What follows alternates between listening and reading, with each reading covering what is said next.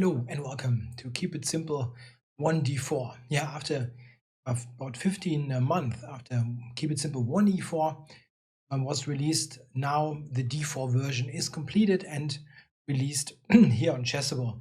Yeah, I'm very happy to present to you this full repertoire for white based on 1D4. It covers basically everything that black can do against it, and I'm going to suggest good lines for white against all of those possible replies. So before I'm going to give you an overview and some ideas and concepts that this repertoire includes, I'm going to briefly explain to you what Keep It Simple means in the context here of this repertoire. The Keep It Simple idea is that you should learn lines that are reasonably simple, not overly complicated. Some lines tend to lead to a very complicated play just from the get-go. This is usually avoided. In some cases, we definitely will have sharp and confrontational play in our repertoire, but this is mostly when black does something unsound or something that really demands a sharp reply. We have to really play along. You cannot just always play, scary chess is bad. If you have to play aggressively, you have to do it. The lines should be reasonably safe so that if you forget something and you're kind of on your own, you shouldn't be in a position where, let's say, your king is in terrible danger and you have to know like 10 only moves to not get checkmated. This is also important to me. So that is a practical approach. And all in all, in sheer volume, if you think of this as a print book, and it will be a print book in the future, it shouldn't be more than one book. It shouldn't be like 5 books or something. One thing that's also important to keep in mind with Keep It Simple is that we want to keep in mind what the opponent is doing with every line and think about their intentions, and if possible, play a little bit of a spoil sport and play something that they don't really like to face. This is something that is important, in particular against some aggressive options. We're often playing in a somewhat let's say cooperative way. Yeah, just not going into some of the wild complications is a good approach. Now, I'd like to also talk a little bit about some general considerations while building an opening repertoire. We can compare a little bit D4 and E4. I think this is important to see and understand. In particular, if you see the volume of this course in Chessable, it has many hours of video, close to 30 hours, and more than 1,000 variations. That is a lot more than one E4 had. And there is a reason for that. If you compare E4 and D4, there is one important thing you have to see. If you play one E4 and now black is choosing an answer, you don't really have all that many transpositions between all those openings. For example, let's say they play E5, and then in my E4 repertoire, I recommended to play the Scotch 4 knights. Yeah, just to show this briefly, I recommended to play this. If you start like that, you know it's going to be E4, E5. It's not going to transpose into a French defense or into a Sicilian. Similarly, if black answers E4 with E6, it's not going to be a Pirz or Elekines. All those opening lines after E4, they're pretty much not very dependent on one another. There are rather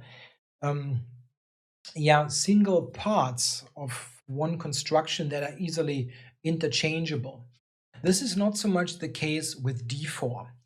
With D4 openings, you simply have the situation that all kinds of replies may lead to the same position, and every single move deserves some consideration because it opens up some possibilities and it gives away some possibilities.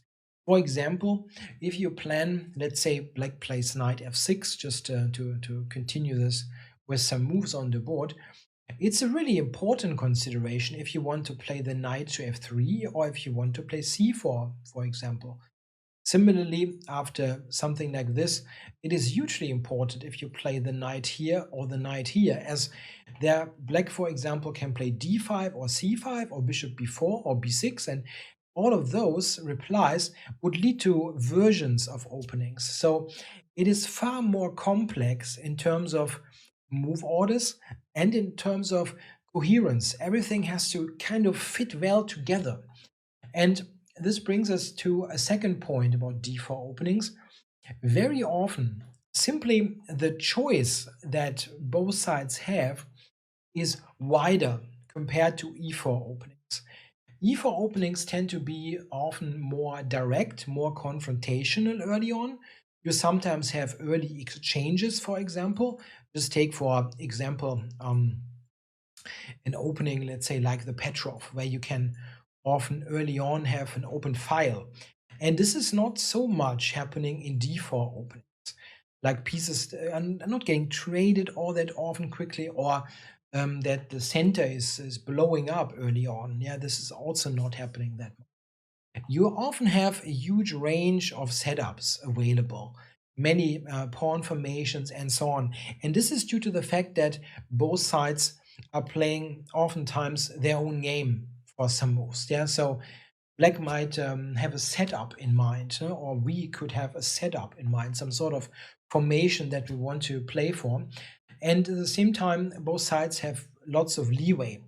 And that simply means that a d4 repertoire is almost invariably going to be a little bit bigger than an e4 repertoire, unless you play the e4 repertoire in a very sophisticated way, like a very, very much drilled down to some super complicated main lines.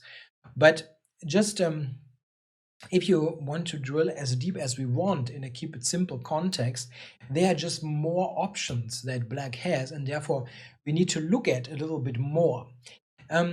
This is of course very challenging in some way, because how do you handle this wide range of possibilities?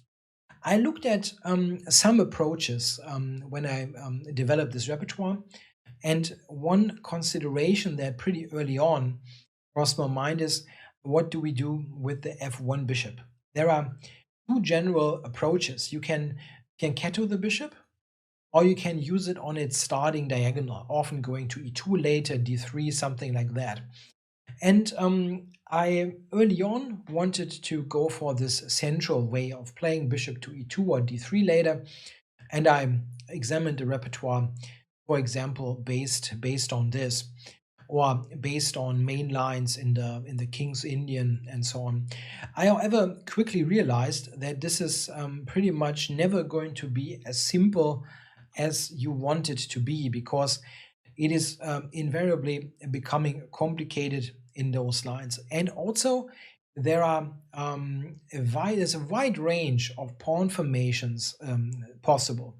That is also something that kind of deterred me a little bit. Plus, there are many sharp lines like c5, d5, b5, the Benko, or the modern Benoni, all lines that in many games, my experience is where Black, being the specialist in those lines, is often having the easier life. Then I checked g3 setups like d4, knight f6, c4, and whatever they do play like g3. This is the approach that Boris Avrukh is following in his d4 repertoire series, the GM repertoire. And this is definitely a viable approach, but still also very sophisticated in many ways. When I looked at this, at the g3 lines, it suddenly hit me that many lines really get complicated because of the c4 pawn. And this is just one example that I can make. For example, here, if you think about the Benko, this is possible because there's a pawn on c4, or in lines of the Queen's Gambit. If we look at Queen's Gambits, Black can immediately take for the Queen's Gambit accepted, or he can play lines, for example, like this, or if you look at a g3 based setup like this, where he takes the pawn and oftentimes initiates very concrete tactical play. These are the lines that really make it often difficult, because you rarely have some cop-out option where you still can play for something. You often have to play the real mainline